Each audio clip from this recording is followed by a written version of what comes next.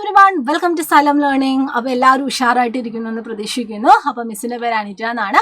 അപ്പോൾ നമ്മളിവിടെ ഡിസ്കസ് ചെയ്യാനായിട്ട് പോകുന്നത് നമ്മുടെ സയൻസ് ടെക്സ്റ്റ് ബുക്കിൽ നമ്മൾ ഫിസിക്സ് റിലേറ്റഡ് ആയിട്ടുള്ള കുറേ ചാപ്റ്റേഴ്സ് ഉണ്ട്. അതിൽ വളരെ പ്രധാനപ്പെട്ട കുറച്ച് ടോപ്പിക്കുകളാണ് നമ്മൾ ഡിസ്കസ് ചെയ്യാനായിട്ട് പോകുന്നത്.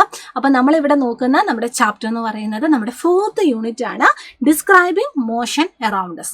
അപ്പോൾ ഈ ഒരു പാഠഭാഗത്ത് നമുക്ക് എന്താണ് മോഷൻ, എന്താണ് റെസ്റ്റ്, എന്താണ് distance, displacement, velocity, speed, acceleration, പിന്നെ ഗ്രാഫിക്കൽ റെപ്രസെൻറ്റേഷൻ, അതുകൂടാതെ നമ്മുടെ കുറച്ച് ഇക്വേഷൻ, കൈനമാറ്റിക് ഇക്വേഷൻസ് ഒക്കെയാണ് നമ്മൾ എക്സ്പ്ലെയിൻ ചെയ്യുന്നത്. അപ്പോൾ അതിൻ്റെയൊക്കെ ബേസിക്കായി നമുക്ക് കിട്ടുന്നത് എവിടെ നിന്നാണ്? എന്താണ് മോഷൻ, എന്താണ് റെസ്റ്റ്, ആ ഒരു ഐഡിയ വെച്ചിട്ടാണ്. അപ്പോൾ സിംപ്ലി ചോദിക്കുവാണെങ്കിൽ ഇപ്പോൾ മിസ് ഏത് സ്റ്റേറ്റിലാണെന്ന് ചോദിക്കുമ്പോൾ നമ്മൾ പറയും മിസ് ഏത് സ്റ്റേറ്റിലാണ്, മിസ്സിന് പൊസിഷൻ ചേഞ്ച് സംഭവിക്കുന്നില്ല, സോ മിസ് സ്റ്റേറ്റ് ഓഫ് റെസ്റ്റിലാണ് എന്ന് പറയും. അതേസമയം ഞാനിപ്പോൾ അങ്ങോട്ടോ ഇങ്ങോട്ടോ മൂവ് ചെയ്യുന്നു, അതായത് എനിക്ക് പൊസിഷൻ ചേഞ്ച് സംഭവിക്കുന്നുണ്ടെങ്കിൽ നമ്മൾ പറയും മിസ് സ്റ്റേറ്റ് ഓഫ് മോഷനിലാണ്. പക്ഷേ ഇതൊക്കെ നമ്മൾ ചെറിയ ക്ലാസ്സിൽ നമ്മൾ അങ്ങനെയായിരുന്നു പഠിച്ചത്. അതായത് പൊസിഷൻ ചേഞ്ചിൻ്റെ ബേസിലായിരുന്നു നമ്മൾ ഈ ചെറിയ ക്ലാസ്സിലൊക്കെ മോഷനെ പറ്റിയും അല്ലെങ്കിൽ റെസ്റ്റിനെ പറ്റിയും ഒക്കെ നമ്മൾ എക്സ്പ്ലെയിൻ ചെയ്തത്. പക്ഷേ പിന്നെ കുറച്ചും കൂടി വലുതായപ്പോൾ നമ്മൾ റെഫറൻസ് പോയിന്റിന്റെ ബേസിലാണ് നമ്മൾ ഒരു ഒബ്ജക്റ്റ് അക്യുറേറ്റ് ആയിട്ട് സ്റ്റേറ്റ് ഓഫ് റെസ്റ്റിലാണോ അല്ലെങ്കിൽ സ്റ്റേറ്റ് ഓഫ് മോഷനിലാണോ എന്ന് എക്സ്പ്ലെയിൻ ചെയ്യുന്നത് എന്ന് നമ്മൾ മനസ്സിലാക്കി. അതായത് സിമ്പിളായിട്ട് പറയുവാണെങ്കിൽ ഇപ്പോൾ എൻ്റെ കേസ് തന്നെ എടുക്കാം. ഞാനിവിടെ സ്റ്റേറ്റ് ഓഫ് റെസ്റ്റിലാണ് എന്ന് എല്ലാവരും പറഞ്ഞു. അതെന്തിൻ്റെ ബേസിലാണ്? ഗ്രൗണ്ടിൻ്റെ ബേസിലാണ് ഞാൻ സ്റ്റേറ്റ് ഓഫ് റെസ്റ്റ്, അല്ലേ? അതേസമയം ഞാൻ എർത്തിലാണ്. എർത്ത് എന്ന് പറയുന്നത് സണ്ണിന് ചുറ്റും റിവോൾവ് ചെയ്യുന്നുണ്ട്. സോ നമ്മൾ എർത്തിന് പുറത്ത് പോയി നമ്മൾ സ്പേസിൽ നിന്ന് എന്നെ നോക്കുവാണെങ്കിൽ ഞാൻ എന്ത് ചെയ്യുന്നുണ്ട്? സ്റ്റേറ്റ് ഓഫ് മോഷനിലാണ്. അതായത് ഞാൻ തന്നെ അല്ലെങ്കിൽ നമ്മുടെ ചുറ്റുമുള്ള ഒബ്ജക്റ്റ് തന്നെ നമുക്ക് സ്റ്റേറ്റ് ഓഫ് റെസ്റ്റിലാണ്, സ്റ്റേറ്റ് ഓഫ് മോഷനിലാണ് എന്ന് അക്യുറേറ്റ് ആയിട്ട് പറയണമെങ്കിൽ മറ്റൊരു ഒബ്ജക്റ്റിന് അല്ലെങ്കിൽ മറ്റൊരു ബോഡിയുടെ സഹായം വേണം. അതാണ് നമ്മൾ റെഫറൻസ് പോയിന്റ് എന്നുകൊണ്ട് ഉദ്ദേശിക്കുന്നത്. അപ്പോൾ എന്താണ് മോഷൻ എന്ന് നമുക്കൊന്ന് എക്സ്പ്ലെയിൻ ചെയ്യാം. എന്താണ് മക്കളെ motion? Motion is defined as a change in position of an object with respect to time and reference point. അതായത് ടൈമിൻ്റെയും റെഫറൻസ് പോയിന്റിൻ്റെയും ബേസിൽ പൊസിഷൻ ചേഞ്ച് ചെയ്യുവാണെങ്കിൽ നമ്മൾ പറയും that object is in state of motion.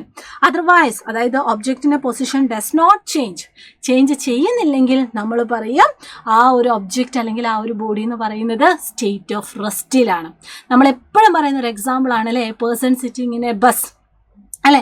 അപ്പം with respect to the nearest person പറയുമ്പോൾ എന്താണ്, അവർക്ക് പൊസിഷൻ ചേഞ്ച് സംഭവിക്കുന്നില്ല. അപ്പോൾ സ്വാഭാവികമായും ആ ഒരു പേഴ്സൺ എന്ന് പറയുന്നത് സ്റ്റേറ്റ് ഓഫ് റെസ്റ്റിലാണ്. അതായത് അവിടെ നമ്മൾ റെഫറൻസ് പോയിന്റ് അല്ലെങ്കിൽ റെഫറൻസ് ബോഡി എന്ന് ഉദ്ദേശിക്കുന്നത് ആരാണ്? ആ തൊട്ടടുത്തിരിക്കുന്ന ആ ഒരു ചേട്ടനായിരുന്നു. അതേസമയം ദ പേഴ്സൺ സ്റ്റാൻഡിങ് ഔട്ട്സൈഡ് അല്ലെങ്കിൽ the person standing on the road, ആ ഒരു ബേസിൽ പറയുവാണെങ്കിൽ അല്ലെങ്കിൽ അവിടെ നമ്മൾ ആ ഒരു റോഡിൽ നിൽക്കുന്ന ഒരു പേഴ്സണെയാണ് റെഫറൻസ് പോയിന്റ് ആയിട്ട് കൺസിഡർ ചെയ്യുവാണെങ്കിൽ ആ ബസ്സിലുള്ള യാത്രക്കാരും എന്ത് ചെയ്യുന്നുണ്ട്? പൊസിഷൻ ചേഞ്ച് ചെയ്യുന്നുണ്ട്. സോ നമ്മൾ പറയും ആ ഒരു person is the state of motion എന്ന് നമ്മൾ പറയും. അപ്പോൾ എന്താണ് റെഫറൻസ് പോയിന്റ്, അതിൻ്റെ ഇമ്പോർട്ടൻസ് മനസ്സിലാക്കിയല്ലോ. ഇനി നമ്മൾ ഡിസ്കസ് ചെയ്യുന്നത് എങ്ങനെ നമുക്ക് ഡിസ്റ്റൻസും ഡിസ്പ്ലേസ്മെന്റും പറയാനായിട്ട് പറ്റും, എന്താണ് അവ തമ്മിലുള്ള വ്യത്യാസം എന്നാണ് നമ്മൾ നോക്കുന്നത്. അപ്പോൾ അതൊക്കെ നമ്മൾ നോക്കുന്നത് ലീനിയർ മോഷന്റെ കേസിലാണ്. ലീനിയർ മോഷൻ എന്താണെന്നറിയാമോ? ലീനിയർ മോഷൻ എന്ന് പറഞ്ഞാൽ സ്ട്രെയിറ്റ് ലൈൻ മോഷൻ എന്ന് ആലോചിച്ചാൽ മതി. അപ്പോൾ ആ പേരിൽ നിന്ന് തന്നെ നമുക്ക് കിട്ടും. അതായത് ഒരു ഒബ്ജക്റ്റിന് സ്ട്രെയിറ്റ് ആയിട്ടാണ് പൊസിഷൻ ചേഞ്ച് സംഭവിക്കുന്നതെങ്കിൽ അല്ലെങ്കിൽ ഒരു ഒബ്ജക്റ്റ് സ്ട്രെയിറ്റ് ആയിട്ടാണ് മൂവ് ചെയ്യുന്നതെങ്കിൽ, ഒരു സ്ട്രെയിറ്റ് ലൈനിലാണ് മൂവ്മെൻറ്റ് നടക്കുന്നതെങ്കിൽ അപ്പോൾ നമ്മൾ പറയും that object is in the state of linear motion, അതായത് സ്ട്രെയിറ്റ് ലൈൻ മോഷൻ എന്ന് നമ്മൾ പറയും. അപ്പോൾ ഈ സ്ട്രെയിറ്റ് ലൈൻ മോഷൻ പറയുമ്പോൾ നിങ്ങൾ കുറച്ച് കാര്യങ്ങൾ നോട്ട് ചെയ്യണം.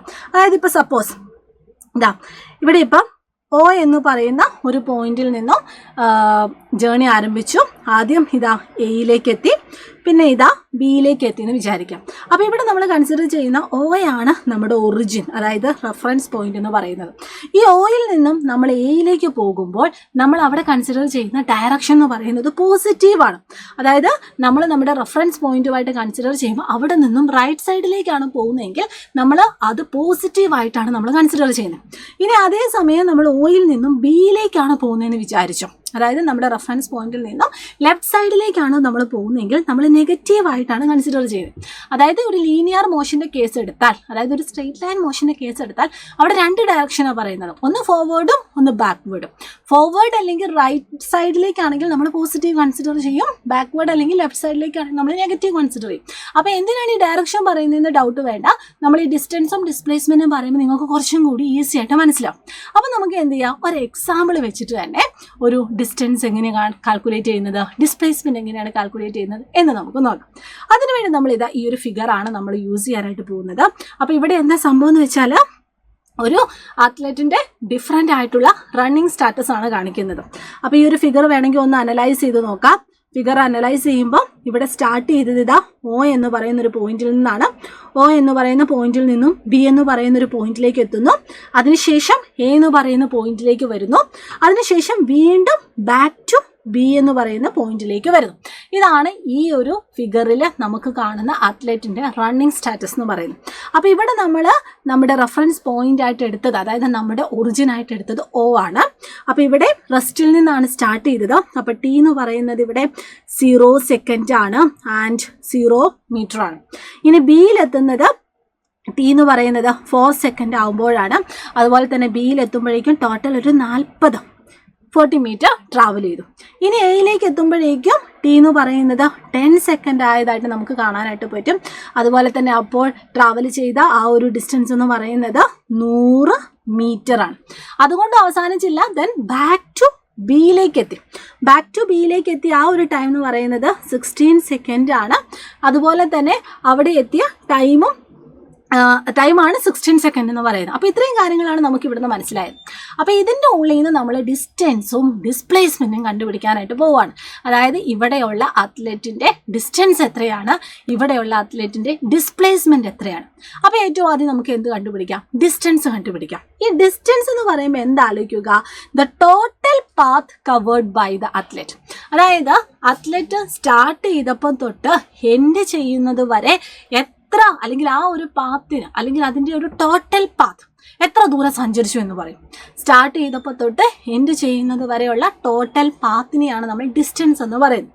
അപ്പോൾ സ്റ്റാർട്ട് ചെയ്തത് ഒയിൽ നിന്നാണ്. ഒയിൽ നിന്ന് ബിയിലേക്ക് പോയി, പിന്നെ എയിലേക്ക് പോയി, പിന്നെ വീണ്ടും ബിയിലേക്ക് പോയി. ഇതാണ് അപ്പോൾ ഉള്ള ടോട്ടൽ പാത്ത് എന്ന് പറയുന്നത്. അപ്പോൾ അതിൻ്റെ ടോട്ടൽ കണ്ടുപിടിച്ചാൽ മതി. ടോട്ടൽ ദൂരം എത്രയാണ് എന്ന് കണ്ടുപിടിച്ചാൽ മതി. അപ്പോൾ എങ്ങനെ കണ്ടുപിടിക്കാൻ പറ്റും? O A.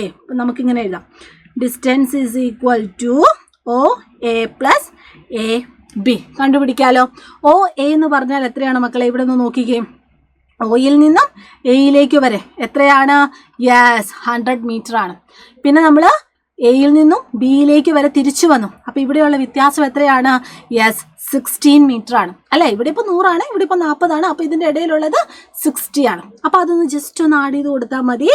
ഒ എ എന്ന് പറയുന്നത് 100 ആണ്, എ ബി എന്ന് പറയുന്നത് 16 ആണ്, 160 മീറ്റർ. അപ്പോൾ ഡിസ്റ്റൻസ് എന്ന് പറയുന്നത് ഇവിടെ 160 മീറ്റർ ആണ്. That is the total path covered by the athlete.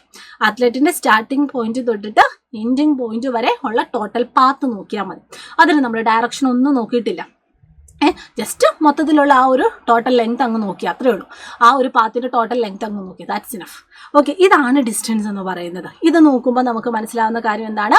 നമ്മളിവിടെ ഡയറക്ഷനെ പറ്റി പറഞ്ഞിട്ടില്ല, ഓൺലി മാഗ്നിറ്റ്യൂഡിനെ പറ്റിയാണ് പറഞ്ഞത്. അതുപോലെ തന്നെ ഇവിടെ നമ്മൾ എന്ത് ചെയ്തിട്ടുണ്ട്? പോസിറ്റീവ് വാല്യൂ ആണ് കിട്ടുന്നത്. ഇത് 0 ആവുമോ? 0 ആവുന്ന എന്ന അവസ്ഥ ഏതായിരിക്കും? അത് റെസ്റ്റിലായിരിക്കും അല്ലേ? ആ ഒരു ചെറിയ പാത്തെങ്കിലും ഉണ്ടെങ്കിൽ അതെന്തായിരിക്കും? പോസിറ്റീവ് ആയിരിക്കും. അത് 0 ആവുക എന്ന് പറഞ്ഞാൽ ആ ഒരു ഒബ്ജക്റ്റീവ് സെറ്റ് ദ റെസ്റ്റ് എന്നാണ് അതിൻ്റെ അർത്ഥം.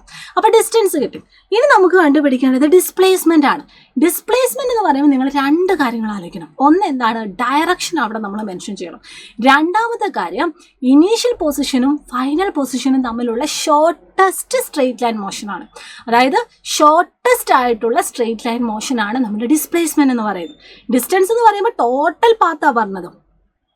പക്ഷേ ഡിസ്പ്ലേസ്മെന്റ് എന്ന് പറയുമ്പോൾ shortest straight line path between initial and final position. Okay, അപ്പോൾ നമുക്ക് അതിൻ്റെ ആ ഒരു ഡെഫിനിഷൻ നോക്കാം.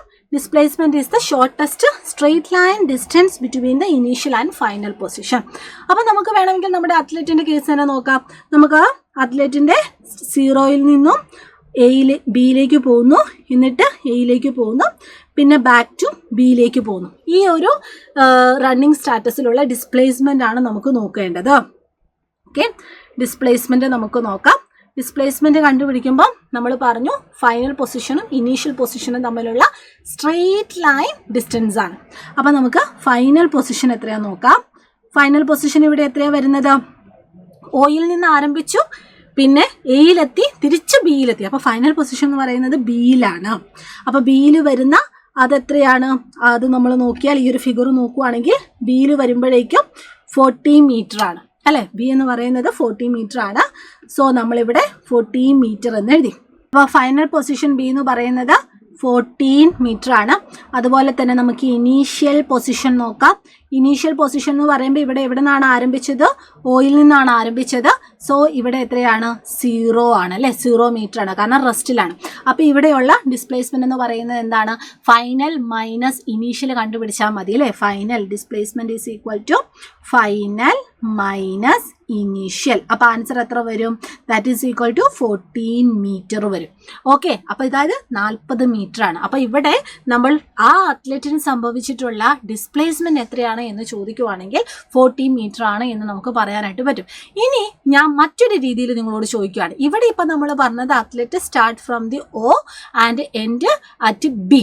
ഇനി ഞാൻ മറ്റൊരു രീതി പറയുവാണ്. അതായത് സ്റ്റാർട്ടിങ് അറ്റ്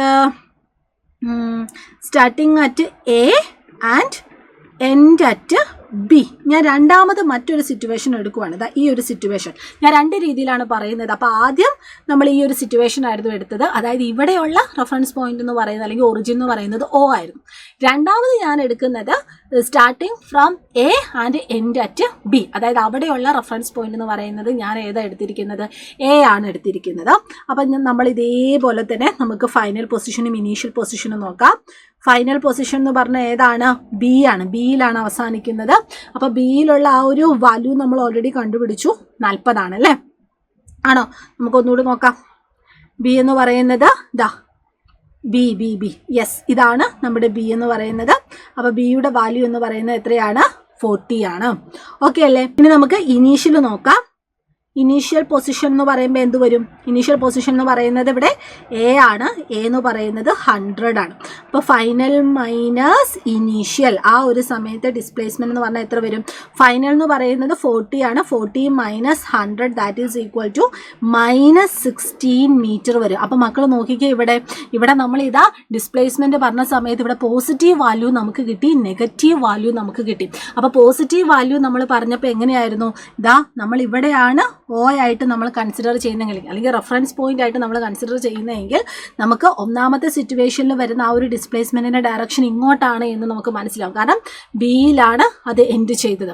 സോ അതുകൊണ്ട് തന്നെ നമുക്ക് പറയാനായിട്ട് പറ്റും ഇവിടെ നമ്മൾ ഡയറക്ഷൻ നോക്കിയപ്പോൾ അതൊരു പോസിറ്റീവ് വാല്യൂ ആയിട്ട് വന്നു.